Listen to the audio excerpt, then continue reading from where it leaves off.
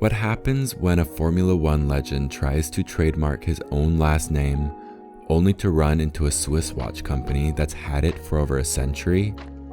This is the curious case of Hamilton versus Hamilton, and the result might just surprise you.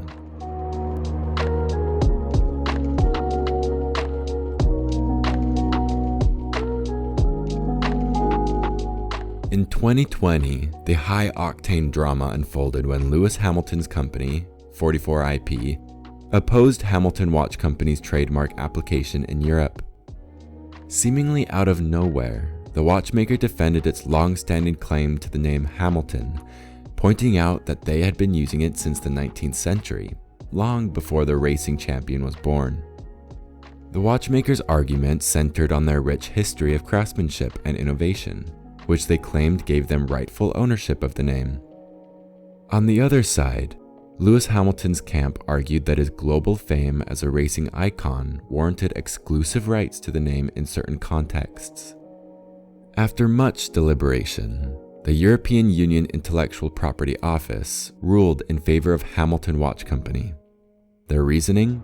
Hamilton is a common surname, and the watch company's use of the name predates Lewis Hamilton's illustrious career by more than a century.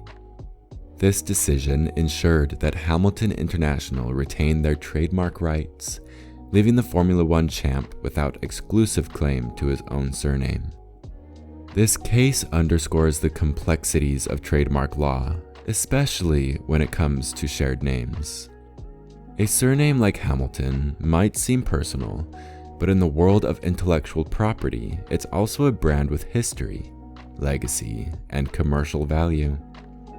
The ruling highlights how trademarks operate not just as names, but as symbols of long-standing trust and recognition. So, who won? On paper, it's Hamilton Watch Company, but in the grand scheme of things, both names continue to thrive in their respective fields.